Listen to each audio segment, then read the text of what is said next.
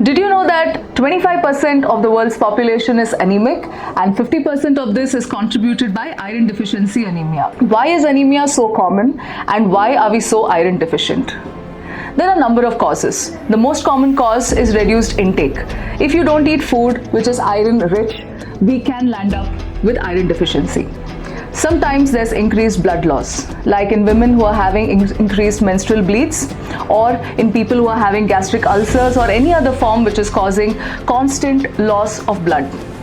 There can be increased demand also, say in pregnancy, lactation. When there's a very increased demand for iron in the body, they'll end up becoming iron deficient. Also, there are cases where there's decreased absorption of iron, like patients with celiac disease or patients who have underwent post-gastrectomy. They have reduced iron deficiency because of iron absorption. What are the symptoms in iron deficiency anemia? A number of women present to my OPD with these symptoms, the most common being fatigue.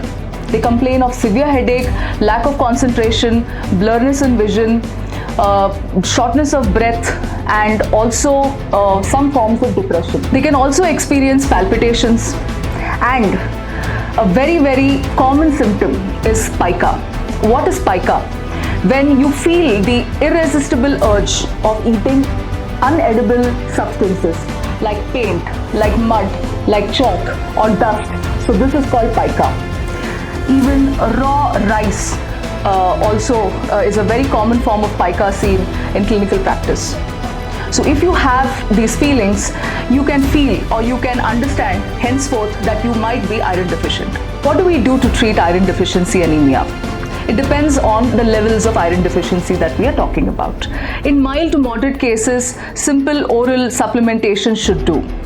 I recommend that you are supplemented for at least 3 months, and after 3 months you can get your iron levels rechecked, and once they attain normal levels, take the iron supplement for another month. The problem with oral supplementation is certain side effects. Nausea, increased gastritis, constipation, and sometimes very rarely even diarrhea can be seen in oral supplementation. In these cases, we must consider iron injections. Iron injections are very simple. They're given in the IV route and can be a very useful and a very convenient form of iron supplementation.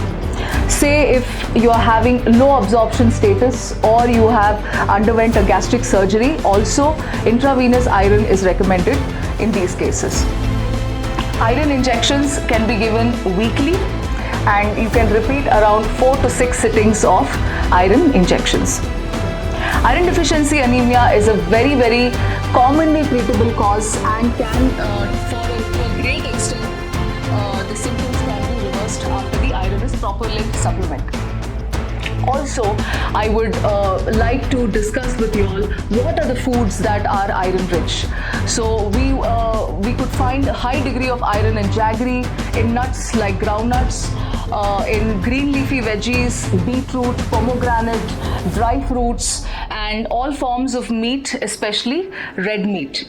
So include these in your day-to-day diet and encourage you and your family members to go ahead with these food items in your regular diet.